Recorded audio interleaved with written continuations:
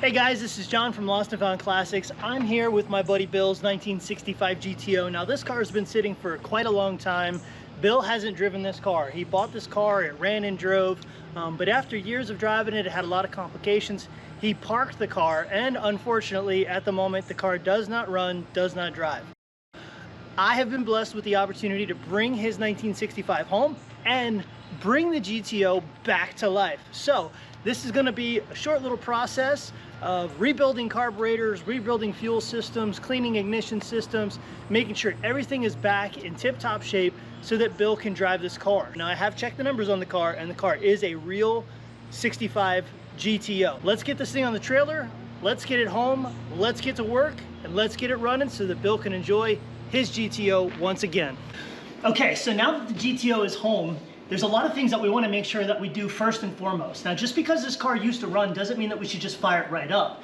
And the reason why is because it's been sitting so long that there's no oil pressure, which means the oil has not been sitting inside of the valve covers, on your lifters, in your cam bearings, inside of your crank and rod bearings, meaning everything is dry because all of the oil has gone to the bottom of the pan. So if we just throw a battery on this car and just kind of crank it over out of pure zeal, we could really score the bearings, and then we could wipe that out, wipe out the cam, wipe out the lifters, and then we just have a bad engine and we can never get it to run right again. So we want to drain the oil on this, and then we want to get oil all the way up in the top of the motor. We want to get oil in both of these valve covers, and then we want to pull the coil wire so that we can crank the motor over, making sure that the engine is going to turn over with a brand new battery in here. And that'll allow the oil pump to get oil up throughout all of the areas of the engine. Now there's two ways that you can do this. There's the professional way and there's the backyard way. Either way is sufficient for a motor like this because it's an older engine. The second way that we can do this, which is a little bit more of a professional way, is to pull the distributor. You can go to summitracing.com.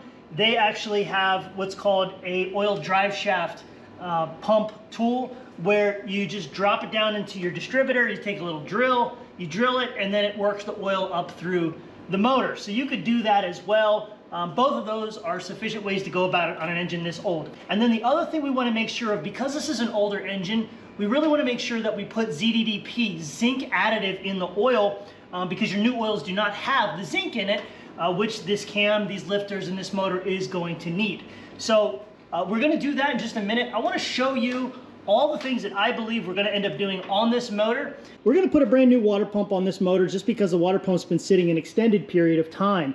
What happens is here in Oklahoma, Texas, Oklahoma area, people put water, tap water in there, and what ends up happening in your coolant system is that it builds up calcium, and we really want to flush the motor out, put a new water pump on it. I got a brand new thermostat for it, so we're going to put a brand new thermostat, we're going to put a brand new water pump on it, and we got that coolant down there. We're going to put all brand new coolant in there. Secondarily, what we want is brand new spark plugs and brand new wires. Those wires have been sitting there. We don't know what's been chewing on it, you know, just because, again, it's been sitting there for an extended period of time. So new plugs, new wires. From that point, we're going to go ahead and change the alternator. And you might say to yourself, but the alternator on the car actually didn't look that bad, John. You're right. The problem is that when it rains and an alternator isn't used for an extended period of time, rust starts to develop on the bearings in the inside. And while you might be able to start up this motor and get this motor going and it might charge just fine, after driving the car and running those bearings for 500 miles, the alternators tend to go out. So I replace the alternators. I don't want my buddy Bill on the side of the road.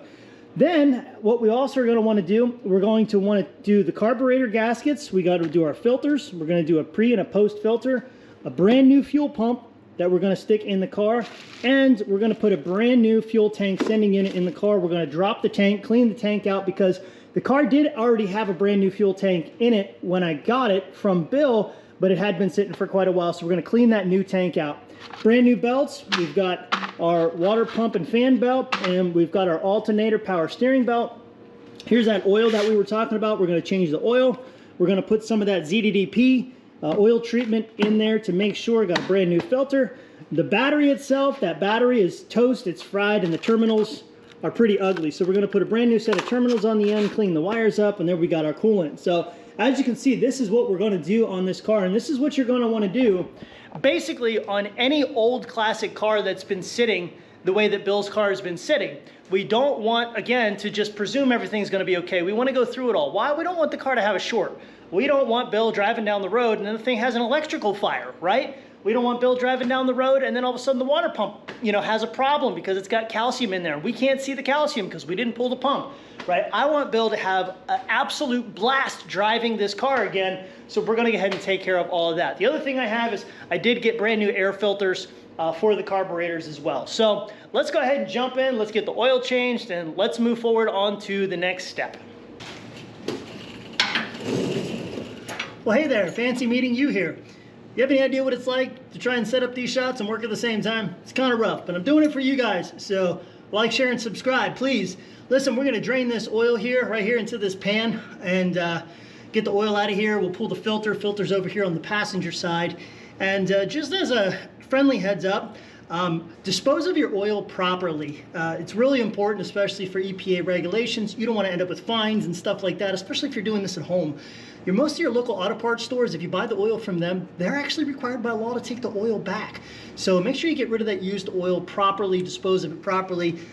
You don't want the EPA coming your way. Those fines are not fun. So let's go ahead and drain this oil. And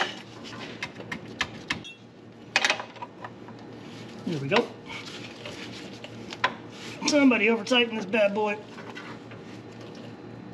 There we go.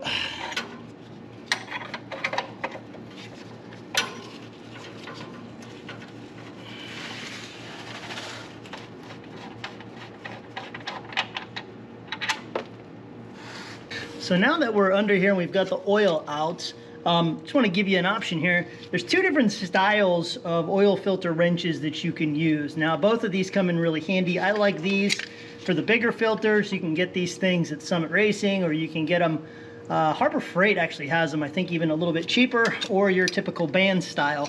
We're going to try the band style first just because it looks like I've got room for it.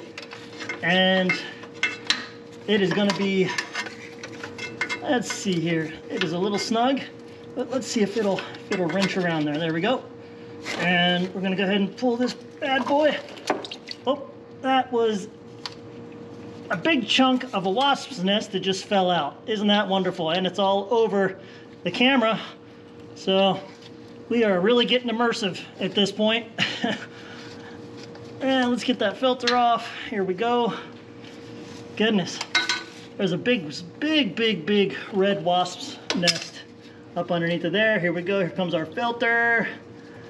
That oil is definitely black. Again, this is why we don't want to just start a motor when it's been sitting this long. All the little metal chips and everything else that was sitting on the bottom, we don't want any of that going through that engine. Cool, we got it out. Okay, well, no thanks to the red hornet's nest that fell off the bottom of the motor. This is now becoming a full immersive experience for both you and me.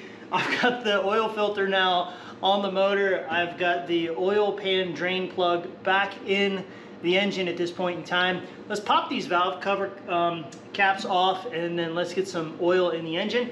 Then we'll change that battery and see if the thing will crank over. It should, but we're gonna find out.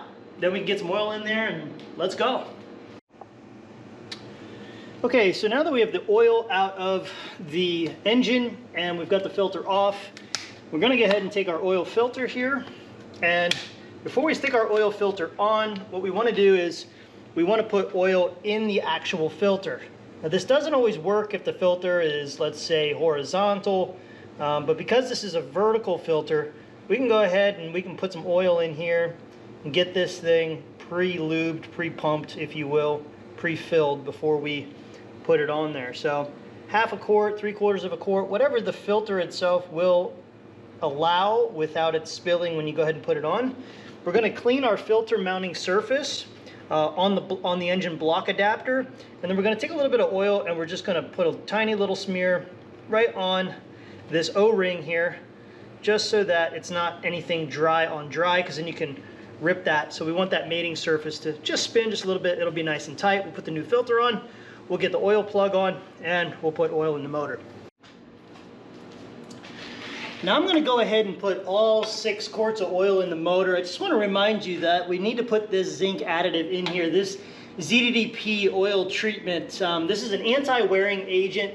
The new oils don't have the zinc in them, and the older metals in these cams, lifters, so on and so forth, require the extra zinc. So again, with these older motors, you need to make sure either A, get yourself a zinc additive if you're just buying regular Dinosaur SAE oil off the shelf, or there's a couple companies out there that actually make what's called hot rod oil that already has the zinc additive in it. For the sake of this car, I want to run this oil through the motor, drain it, and actually run it again after all the break-in and we drive the car a little bit. So I'm using, you know, an additive, but after I do the second oil change, it's going to get a really good hot rod oil that we're going to put in here with the zinc additive already in it. So let's get the rest of the oil in, and then let's change the battery. Now that the oil's in the car and the filter is in place, let's go ahead and remove this sad example of a battery and battery terminals. We'll take these things off and we'll put the new ones on, and because these bad boys are just not gonna do the job. This battery is absolutely hideous and these connections are absolutely terrible. Let's go ahead and get these off of here. Okay, this thing's not even clamped down, so we'll pull this bad boy right on out of here. So here's where things can get a little bit dangerous if you don't pay attention to a situation like this. If you notice, the battery terminals do not have a black and a red. Now typically your red is your positive terminal, your black is going to be your ground terminal. But these aren't black and red, these are just black and black. You really need to make sure. So you're going to have a ground wire that's actually going to the engine block. That's going to determine your negative terminal. And then you've got your other terminal, which is going to go to your starter. This is going to be your positive terminal. So you just want to pay attention to that. We're going to go ahead and take these these very crusty, very crunchy, as the Gen Zers would say, very sus terminal ends off of here. We're going to throw them out. We're going to cut these wires back, clean them up, and then once we do that, we're going to go ahead and install the new terminal ends to make sure we get a nice clean connection. And this guy is really rusty, really in there. I'm gonna have to cut this one off. Look at that. It is so corroded. It's actually corroded into it. Take this terminal end. I'm just gonna cut this right on back so that we can get to these nice clean copper ends. And then we'll clean all this up here, sitting on our floor. There we go. And now you got nice clean copper ends. And then we're going to go ahead and grab a razor blade. We're going to take this razor blade, go ahead and cut around our terminal. Splice it down. We should be able to just split that off of there.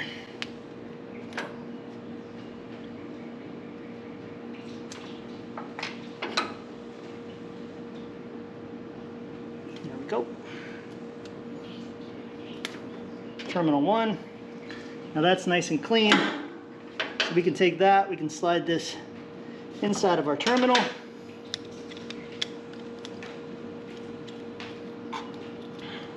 We want it to face up. We don't want to have to twist it or distort it in any way, shape, or form. So now we've got nice, clean looking terminal end right on there. Real nice piece. We'll do the other one, then we'll slide the battery in. Okay, again, as a reminder, this is where life decisions matter for you in your classic car with both of these black terminals. We're going to slide this brand new battery in here, set it in right into the pocket. It's the right series, the right group battery for this car. And then again, we just want to make sure negative to negative, positive to positive. So we're going to put this on here. We'll tighten this guy down, and let's see if the GTO will crank over. Once we do that, we'll loosen this up, spread those open a little bit, get this down here real nice, and see if she cranks. Now that we have all that set up successfully, again, we want to start the car without it actually firing. But basically what we want to do is we want to engage the starter without engaging the ignition system. So we've got that new battery on there, we've got the new terminals on there, so we should be getting a good solid 12 volts to the system. We do want to disconnect the 12 volt wire to the coil, directly to the coil, but it is a GM application. So we need to be careful that disconnecting the wrong wire could actually disconnect the power wire to the starter solenoid. It doesn't have its own remote solenoid like a Ford does. So we have to be careful. We want to disconnect power to the ignition system. We could just take the cap off the rotor, or the cap and the rotor off if we wanted to do that. But we're just going to pull that wire right off the coil. Matter of fact, instead of pulling the wire off the coil, let's do this. Let's actually just pull the fire wire off of the coil itself. So we'll come right back over here. Here's our coil. We'll just take the center wire off so that it can't fire at all. These wires are pretty ugly, pretty nasty. We're just going to take off that center wire right there. That's actually a whole lot easier. Don't know why I didn't think about that earlier, but that'll save you some trouble. Now, let's see if the car will crank over. I'm just going to go ahead and set you up here, and we'll just keep it running to see what happens. Here we go. All right, let's see if the car cranks. Push in the clutch because it is a 4-speed.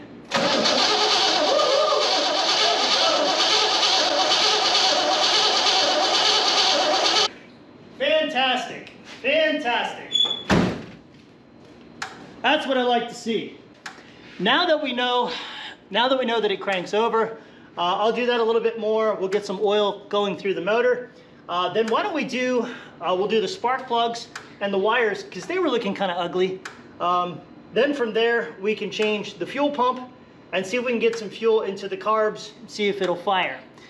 Now the next thing we want to do in the system is we want to do the ignition.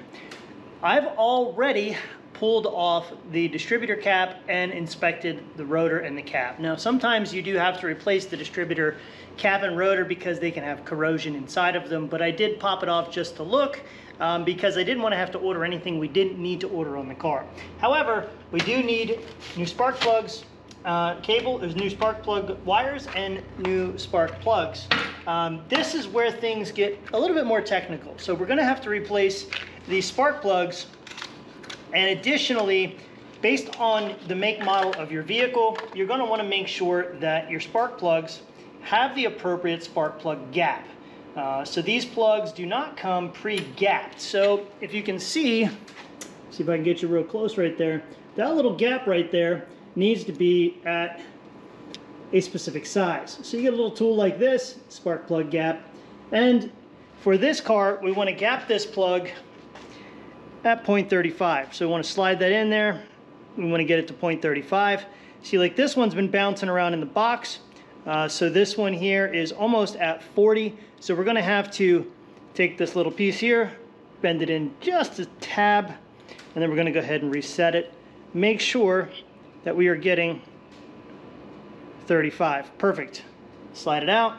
Now your spark plug is gapped. These things bounce around in the box. As you can see, they just kind of bounce around. Look at that one, straight out of the box. I just randomly picked the box. See that? That's flat all the way to it. So we need to gap all these plugs first. Then what we're going to do is we're going to pull each spark plug out individually and change each spark plug wire individually because the spark plug wires are going to be different lengths. We don't want to mess up a firing order, and we really want to make sure that we just replace the wire with the right length wire that's in the kit, put our plugs in there, and see if we've got some spark. What I'm going to do next is I'm going to come in here real tightly. I'm going to pull this wire here off. As you can see, we're going to chase this wire all the way there to the back, and we're going to check this wire with the other wires. Before we do that, we're going to take the spark plug socket and slide it right in here, get the wrench on there. We're going to pull that out. Let me show you a little something here as far as the wires are concerned. Let's go ahead and just pull one wire off at a time. And the reason why we want to do that, and I mentioned this earlier, is we do not want to lose the timing. Now we can reset the timing, the firing order, excuse me. We could reset the firing order. That's not a problem, but why go through all the extra work? So what I did was I laid all these wires down here. You can lay that down on the ground, and then you can take the used wire, measured up to the kit, and then find the one that's the same length. We'll grab that one, we'll slide that one back on. We'll change that spark plug right down in there, and then we'll do the same thing all the way around to make sure that all those wires, one at a time, are in there. Now, the other thing I forgot to mention for you is this little gasketed seat. So there is this little gasket here on the spark plug that you can see. You want to make sure that when you take that other spark plug out, make sure that little gasket comes with it, because this new crush gasket's going to go in there, and you want to make sure that you got a good seat and a good seal inside the cylinder wall. So I'm going to go in here, go ahead and take care of each and every one of these spark plugs, each and every one of the wires. We'll get the wiring done, we'll get the spark plugs done, then we'll check our spark. Spark plugs, batteries, and wires. Done. We got some really nice wires in here, all set up real clean. Brand new spark plugs going all the way back to that distributor back there. So now what I need to do is change the fuel pump and disconnect the fuel pump from the tank in the back of the car, because we do not want to feed the old nasty fuel from the tank to the carburetors. So we want to let the carburetor seep out. We'll change the fuel pump, and then from the fuel pump we will run a fuel line to a small little gas can. That'll feed fuel into the carburetors, and we'll see if the thing runs. The next thing we want to do on our Pontiac Adventure is going to be this fuel pump right here, which is going to be located right here underneath of the power steering pump. As you can see, this baby, it's got a little bit of a lever right here. So on these pumps, as in some pumps function this way, others do not, this pump here actually runs off of what's considered a fuel pump eccentric. Basically a little cup that runs right on the front of the timing gear itself. As it rotates, it's sort of offset. It pushes this down and it pushes the fuel in and out, coming in from your tank, going out into your carburetors. What we want to do here on this specific application, we don't have to do anything special because it doesn't have a rod that's in the Pontiac motor. So if it's a GM motor, if this was, you know, like small block Chevy, in some of those applications you're going to have like a little pump rod that's actually in there, and you got to shove some grease up in there and keep that thing from falling down. Fortunately, we don't have to do that on a Pontiac. So I'm going to go down into this little crevice down here. I'm going to try to get you to follow me down there. Take a couple bolts out. We're going to pull this thing out. We're going to grease it up, slide it in there, and then we will put a 3/8 fuel line on here, and then we will gravity feed some fuel into the pump and to get the pump fed so that it doesn't turn over dry. Let's get going. So I was telling you about that nasty fuel. Let's see if you can see this fuel here. It is brown. It's kind of hard to see here, but the fuel that came out of here was brown. You can kind of see it on my glove. Just from the fuel sitting, like you can see it dripping right off of the bottom there.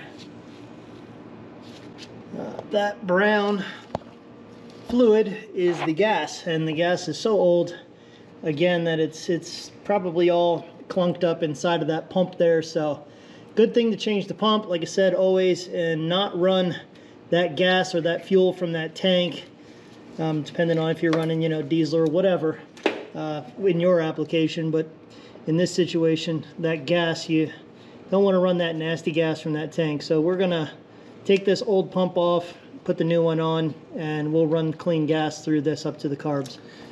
New pump is in. Feed line here is now routed 90 degrees north, which is what we want. We actually, that feed line was straight down and going over on the old pump, which was the wrong pump for the car. This is the correct style pump, so we now have the 90-degree feed line going up to the Tri Power system.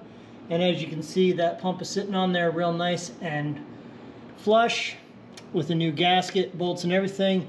So we will take this line here, which is our inlet line from the tank, and we will run a 3/8 hose.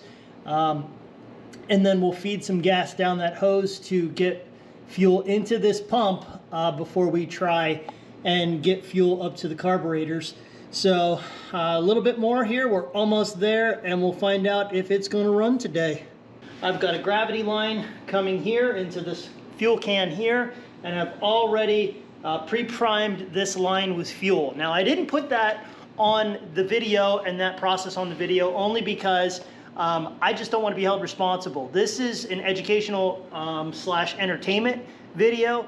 I'm not telling you what to do. This is a potential fire hazard, and I do have a fire extinguisher on hand, as well as I've done this many times before. Now, this is going to be a sealed system, so I'm going to be fine, but I'm not going to encourage you to set it up like this at home. Repeat, do not try this at home. I am a professional. I have been doing this for a very long time. Now, in addition to that, we also have our new battery terminals, and we know that the motor turns over and it's been plenty primed with oil.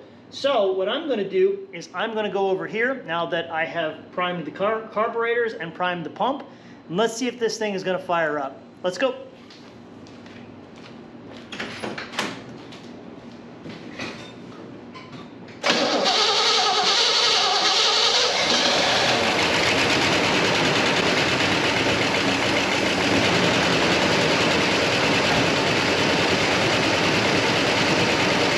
GTO is alive, and it is squirting fuel, and that's what we don't want.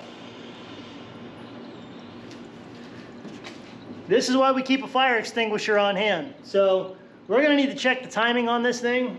Additionally, those carburetors are 100% going to need to be rebuilt. If you saw that fuel shooting all over the place, that was a mess.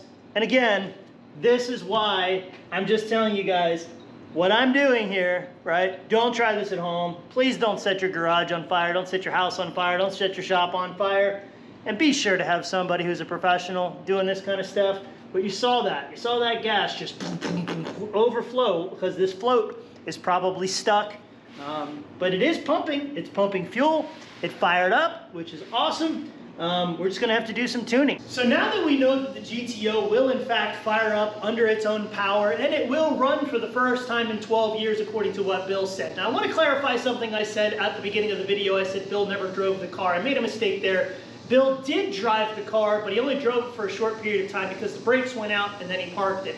So being able to get the car running and driving again for the first time in 12 years is something that he's really aspiring towards. It's something I want to get completed. However, I'm going to do this in 3 parts. So this was video number 1. Video number 2, I am going to rebuild the Tri Power system and the cooling system so that the whole entire cooling system will be nice and fresh on the car. Nothing's going to overheat. Bill's not going to be stuck on the side of the road. We're also doing the sinking on the Tri Power, replacing all of the nasty fuel that is in the current fuel tank. And then in video number 3, what we're going to do is I'm going to go in there, I'm going to do the entire brake system, rebuild the whole brakes on the car, all the flex lines and everything from that point. I'm also going to deal with a tree branch that fell in the back of the car and caused a lot of damage to the trunk. We're going to do that body work and kind of smooth that thing back out, make the back of this car look good, bring the value of the car back up to where the car is actually worth, because this thing is very solid for its age. So like, share, and subscribe. Give me your feedback, share your comments in the sections below. Make sure you share this with your friends. And additionally, if the video number 2 and 3 have dropped, I want you to watch those. If they haven't been dropped onto the channel yet, I'm probably gonna have a link right up here where you can just click on it if it's already been dropped. But again, join me for the rest of the journey. This is really fun. I so much enjoy getting classic cars back on the road, bringing them back, saving them for the next generation. It's what I do here at Lost and Found Classics. And I've just been blessed with this opportunity to get this car running for a good friend of mine. So I wanted to share the journey with you guys and, again, hear your feedback. I'll do more of this if I know you guys want it. But don't forget video number 2, video number 3. And remember, don't try this at home. You remember that fuel there at the end squirting all over the place? I don't want you burning your shop down. So, anyhow, recommend to me tools, things that you would have done differently, critiques.